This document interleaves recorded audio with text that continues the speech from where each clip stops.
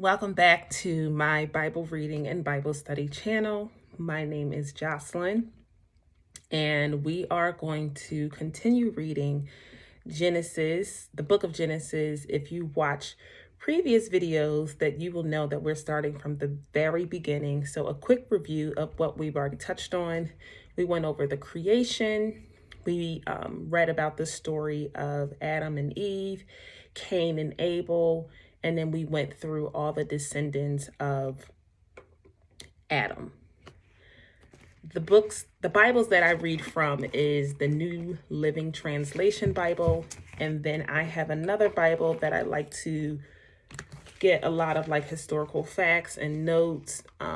It's the Life Application Study Bible. So I use these two majority of the time when I am reading and studying. I find them to be super, super helpful. I love I always want to say New York, the New Living Translation, because I find it to be just a simpler reading for me to kind of like, okay, that makes sense, if that makes sense.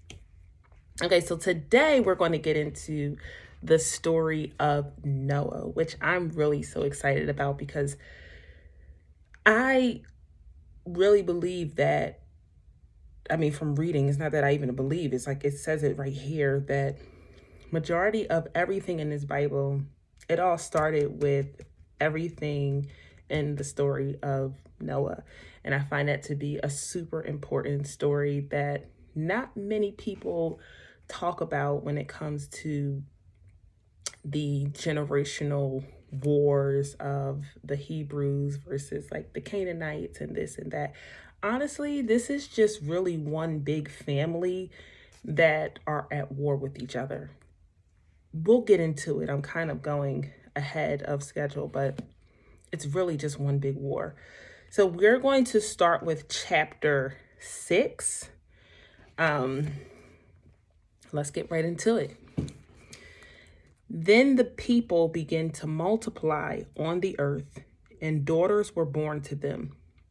The sons of God saw the beautiful women and took any they wanted as their wives. Then the Lord said, my spirit will not put up with this. My spirit will not put up with humans for such a long time, for they are only mortal flesh. In the future, their normal lifespan will be no more than 120 years. Again, if you read the beginning of Genesis, you'll know that most of the people were living 800 years, 900 years, 700 years. They were living for a very long time. And God basically said, look, in the future, the normal lifespan will be no more than 120 years. So he already stated that in the Bible. So I doubt anybody has met anybody that's probably 121. The longest we can ever live is 120. Verse 4, in those days and for some time after, giant Nephilites lived on the earth. For whenever the sons of God had intercourse with women, they gave birth to children who became the heroes and famous warriors of ancient times. The Lord observed the extent of human wickedness on the earth, and he saw that everything they thought or imagined was consistently and totally evil. Just think about that. Everything humans did was wicked, and everything that they thought or imagined was evil. That's crazy. So the Lord was sorry he had ever made them and put them on the earth. It broke his heart. And the Lord said, I will wipe this human race I have created from the face of the earth. Yes, and I will destroy every living thing, all people, the large animals, the small animals that scurry along the ground, and even the birds of the sky. I am sorry I ever made them. But Noah found favor with the Lord. Verse 9. This is the account of Noah and his family. Noah was a righteous man, the only blameless person living on earth at the time, and he walked in close fellowship with God. Just, For the record, I named my son Noah simply because of this. Noah was the father of 3 sons, Shem, Ham, and Japheth. Now God saw that the earth had become corrupt and was filled with violence. God observed all this corruption in the world, for everyone on earth was corrupt. Imagine that. Everybody on the earth was corrupt. So God said to Noah, I have decided to destroy all living creatures, for they have filled the earth with violence. Yes, I will wipe them all out along with the earth. Build a large boat from cypress wood and waterproof it with tar inside and out. Then construct decks and stalls throughout the interior. Make the boat 450 feet long, 75 feet wide, and 45 feet high. Leave an 18-inch opening below the roof all the way around the boat. Put the door on the side and build 3 decks inside the boat, lower, middle, and upper. Look, I am about to cover the earth with a flood that will destroy every living thing that breathes. Everything on earth will die, but I will confirm my covenant with you. So enter the boat, you and your wife and your sons and their wives. Bring a pair of every kind of animal, a male and a female, into the boat with you to keep them alive during the flood. Pairs of every kind of bird and every kind of animal, and every kind of small animal that scurries along the ground will come to you to be kept alive. And be sure to take on board enough food for you, for your family, and for all the animals. So Noah did everything exactly as God had commanded him. He was just swiftly obedient. When everything was ready, the Lord said to Noah, go into the boat with all your family, for among all the people of the earth, I can see that you alone are righteous.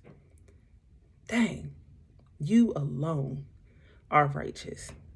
Take with you 7 pairs, male and female, of each animal I have approved for eating and for sacrifice. And take 1 pair of each of the others. Also, take 7 pairs of every kind of bird.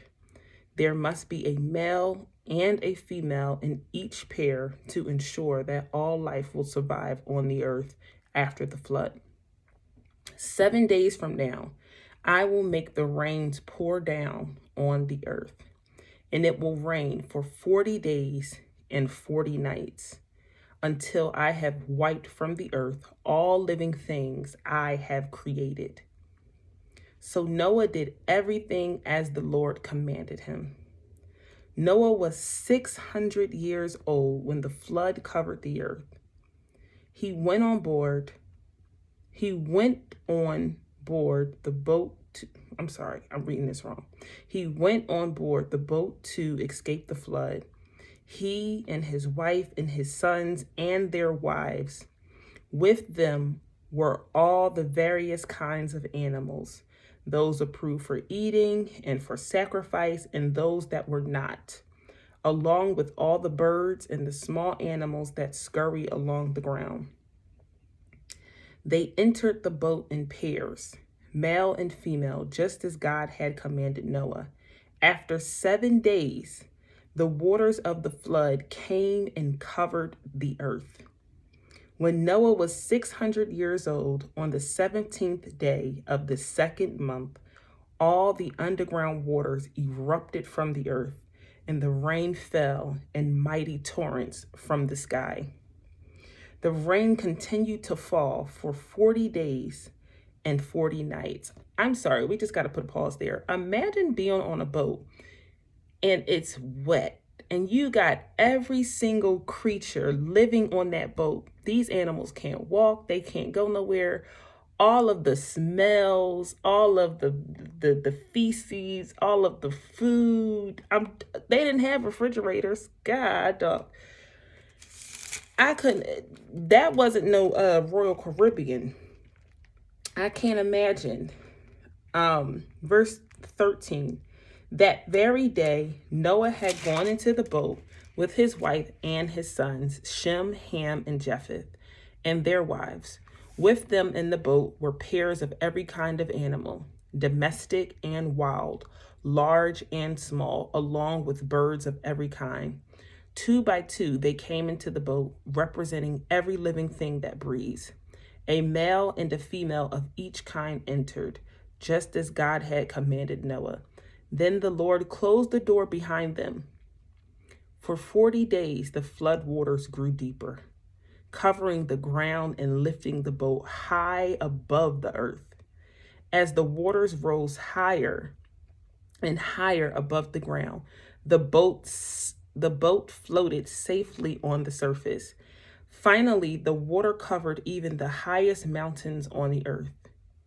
The water covered even the highest mountains on the earth, rising more than 20 feet above the highest peak. Imagine that. The highest mountain in the world, the water rose above 20 feet above that. Whoo! All the living things on the earth died.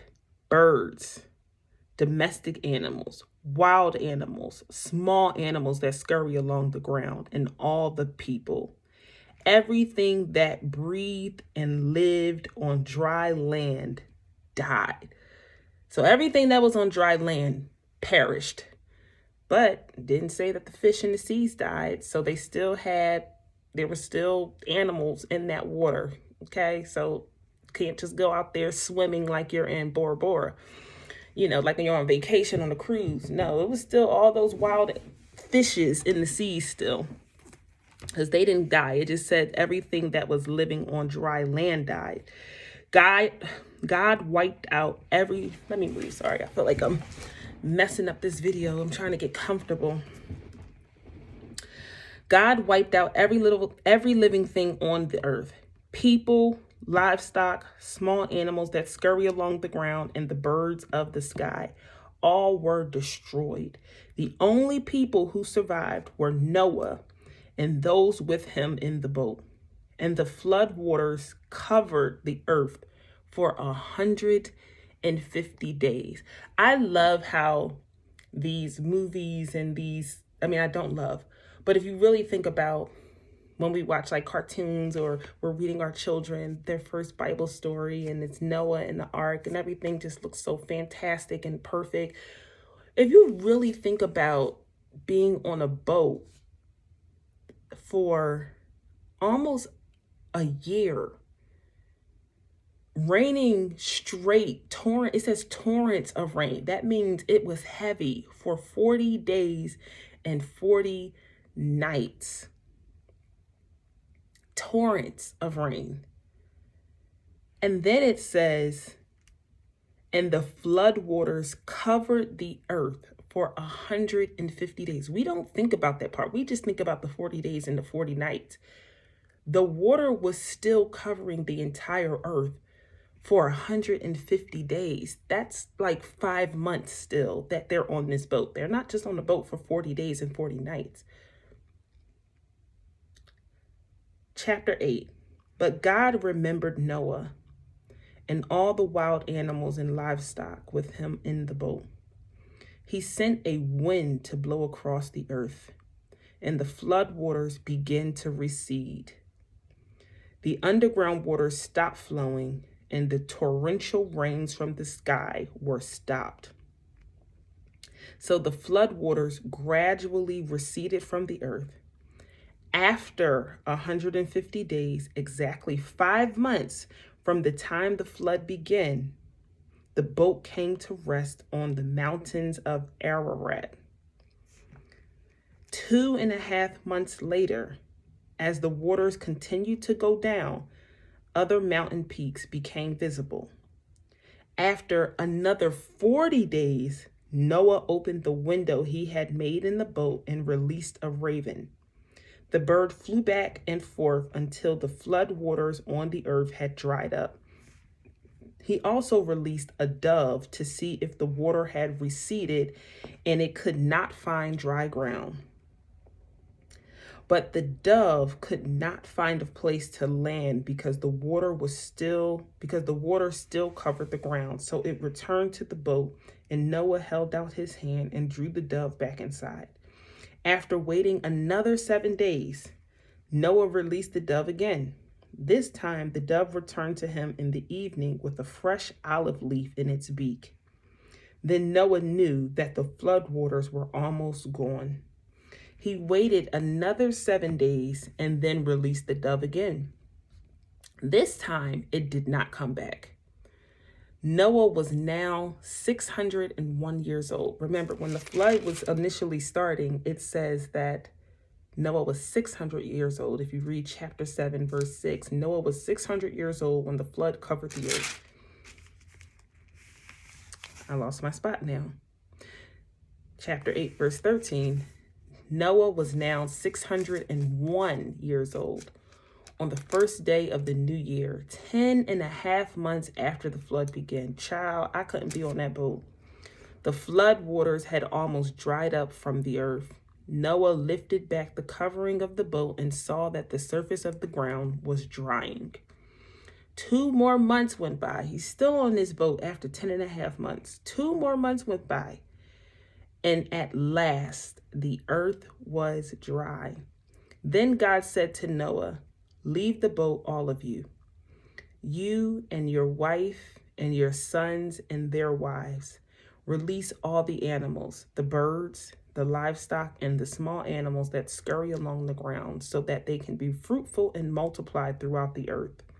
So Noah, his wife, and his sons and their wives left the boat, and all the large and small animals and birds came out of the boat pair by pair. Then Noah built an altar to the Lord, and there he sacrificed as burnt offerings and animals and birds that had been approved for that purpose.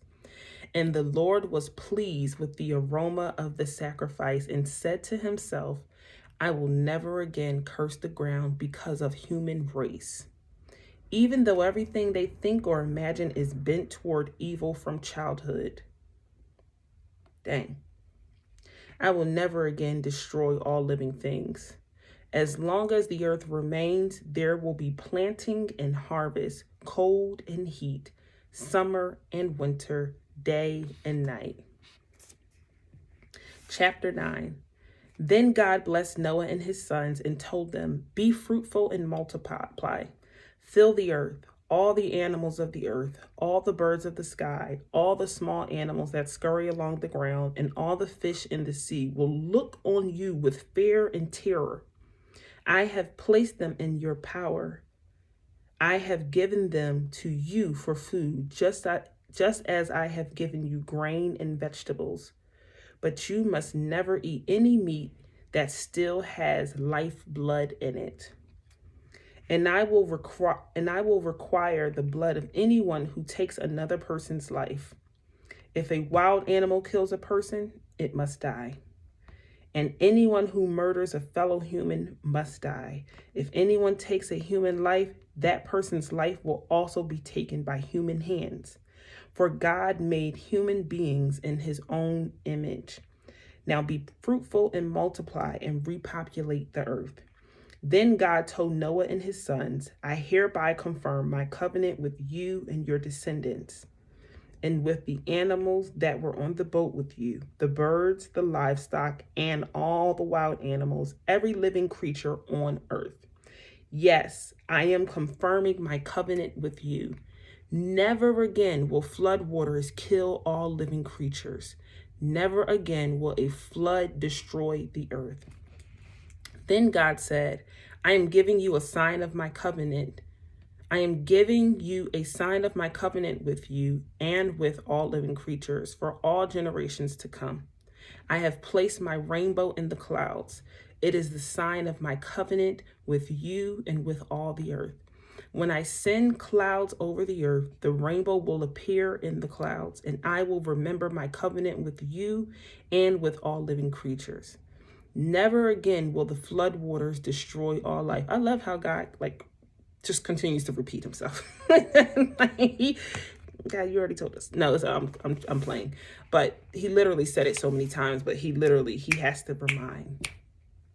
Never again will the flood waters destroy all life. When I see the rainbow in the clouds, I will remember the eternal covenant between God and every living creature on earth. Then God said to Noah, yes, this rainbow is the sign of the covenant I am confirming with you and all the creatures on the earth. The sons of Noah who came out of the boat with their father were Shem, Ham, and Japheth. In parentheses, it says, Ham is the father of Canaan. From these three sons of Noah came all the people who now populate the earth. I think that is so key.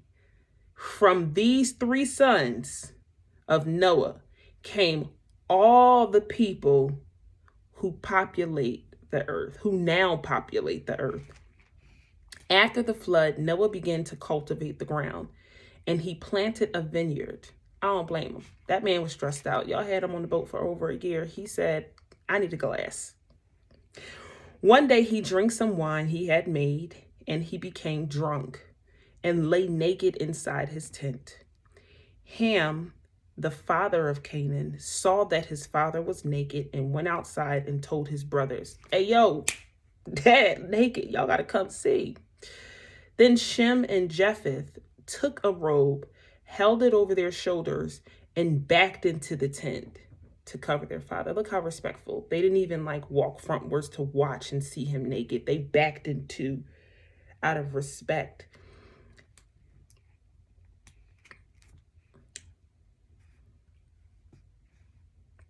They backed into the tent to cover their father. As they did this, they looked the other way so they would not see him naked. How respectful.